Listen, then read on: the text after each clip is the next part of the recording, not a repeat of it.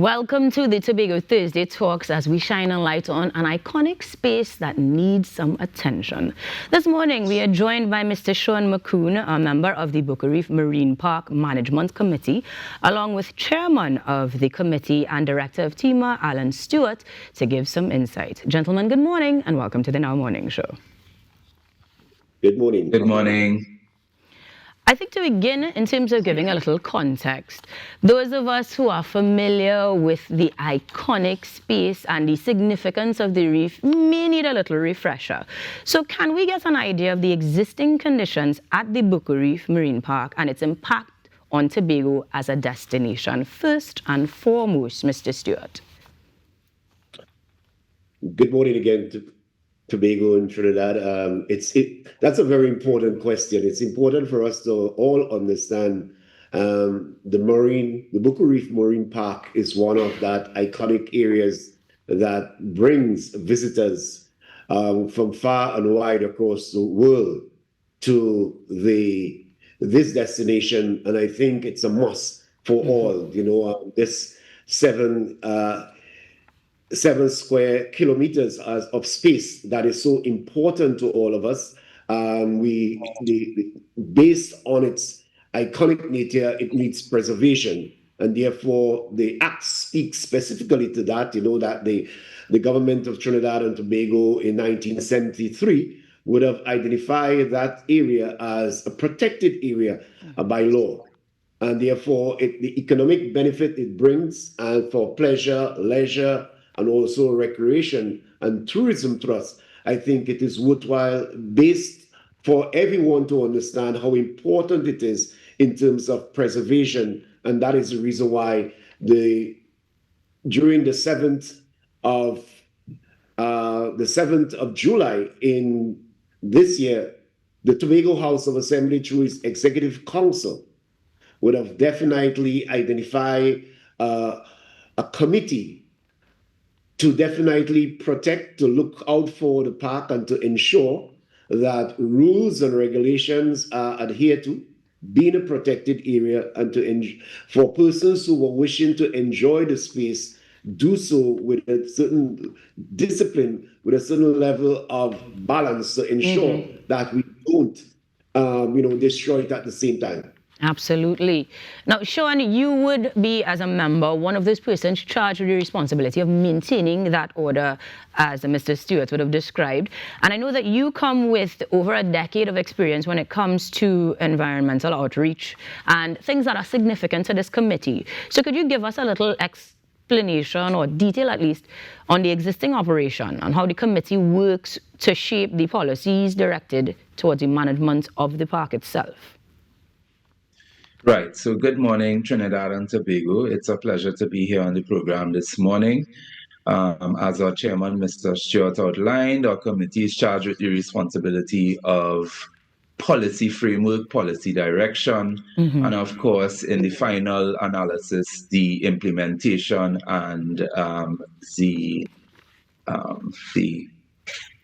enforcement of the rules and regulatory framework that we're trying to put in place. Of course, our committee comes with several subcommittees. We have policy implementation, we have safety and security, we have public outreach and education, and we also have several other things that go on in due course of the planning and the outreach.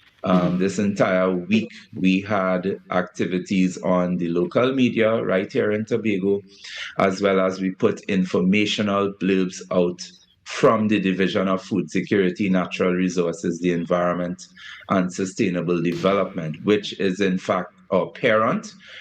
This committee is under the remit of that division within the Tobago House of Assembly. So it has been a task, because there are challenges here and there, but we are up to the task. We are ably led by Mr. Stewart, who has a wealth of experience coming from TEMA and his background in disaster risk management as well, in really mitigating against some of the conditions out there in the marine park. I like that energy, that you're ready and able to address it, but there is a lot to address. And it is not without some sort of existing framework as well, and existing laws that help to govern how it is managed. So could you enlighten us on some of those existing laws and framework which can be used for enforcement as it stands now, to where the management is regarded, sorry? And I'll direct that question, just to be clear, to Sean specifically. Okay. Right. Actually, I think Mr. Stewart is better suited to answer that question, By all given that. means. Yes, please. Yeah, I draw reference to the Act itself. And the Act definitely outlines the space as a restricted area. And for good reasons. One is that while we are speaking about, earlier on I spoke about recreation, I also spoke about leisure, the tourism for the various stakeholders who utilize the park. One must understand that it is a very sensitive area for fauna, flora, and also the breeding of species, juvenile fish, things like that. And therefore, the law of the Act of 37(3) speak to it in a particular manner, whereby you want to make sure that there is, with that law of restriction, that persons who wish to utilize or enter into that particular space needs to be permission to do so. Those permissions comes with through a regulatory framework where one must ensure that the user is abiding by what are the rules and regulations to protect the space. For example, reef boats enter into the area. It means, therefore, to conduct your tours, there is a permit that is required, and therefore, to allow for you to get that permit, there must be regulatory framework that you must adhere to. Some of which is that the boat or the vessel must be seaworthy. It means, therefore, that one will have to, the Marine Division under the Ministry of Transportation must approve and make sure that that boat is in good stead. So the license and also the insurance must be up to date. In doing so, that applicant or the person wishing to utilize the park then send it to the division. The division will then issue the issuance of the permit, allow the person that so that they could enjoy, they could also do entrepreneurial activities. Now, it is important that for us to, while we are looking at those regulatory framework, over time, we have recognized that the area also is attracting nefarious activities. And as a result of that, the committee is to look at the law, understanding it and say, listen, these laws need to be adjusted where there is adjustment. There is a need to look at areas of weakness. For example, as I said earlier on, this Act came into being in 1973. Some of the penalties that we recognize, those penalties also need adjustment. Right. And therefore, it is the committee's terms of reference to ensure that we do a review of those to ensure that that is passed to the executive of the Tobago House of Assembly, that they can do the necessaries with cabinet to ensure that everything is aligned well. Another key area, go ahead. Sorry to interrupt, but you have mentioned quite a few stakeholders in the mix of things, which makes sense. It is a maintenance and security issue in a number of instances, as well as regulation altogether. So I imagine there are many bodies that you're going to be consulting with, this being a fairly new committee. I wonder if it's one of those things that we should be doing a regular checkup with you, as there will be done, or these things will be done incrementally, and perhaps you can give us an idea of what sort of time frame you guys are looking at towards resolving or at least settling on one of these facets. Will you have quarterly, annually, or even biannually responses to some of those committee discussions? Yes, certainly. We are, according to our terms of reference, and I think the space required that regular meetings be held. So we have meetings on a weekly basis. The subcommittees also do the same, whereby we are able to review the existing law or the regulations and make certain recommendations and changes as we go along. And another key area is that of enforcement. So it's important for us to do the gap analysis, which we have done successfully, look at the gaps, and also identify what we may call a strategic plan going forward. That strategic plan speaks to a 3-tier operation where you look at what you can do almost immediately and what necessarily needs to be identified as a medium term and also long term. Of course, In doing so, one of the things that we recognize is that there are existing laws, and therefore it's for us to ensure also improving the service quality, looking at the stakeholders and trying to reach them half the way. For example, you may have persons who are not well regulated as it relates to uniformity. There are touts that sometimes allow the experience not to be what one will desire as the a jet visitor. skis and the reef tours, yeah. That's right. So these regulations must be in place and therefore must be enforced. And that is exactly what we are doing. So you have regular patrols taking place.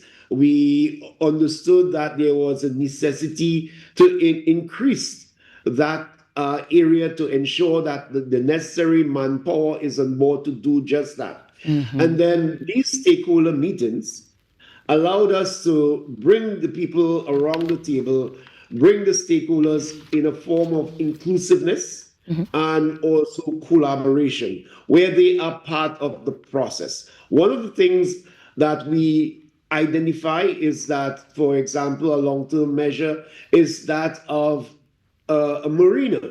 Those recommendations we took on board, and as part of the strategic plan, placed them in a position that the executive of the Tobago House of Assembly can now apportion through its allocation sums that can allow these infrastructure to be in place.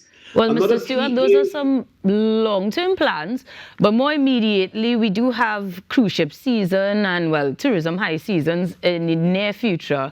Before we wrap very quickly, could you give us some insights on what we can expect or what you're focused on towards that and tourism season specifically, or cruise ship season more specifically?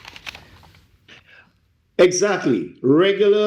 We have regular reef tours that takes place on a daily basis, and to deal with that, you have persons that are looking at the reef, patrolling the reefs to make sure that there is compliant. The Trinidad and Tobago Coast Guard is on board. The committee that has a responsibility for safety and security is doing just that.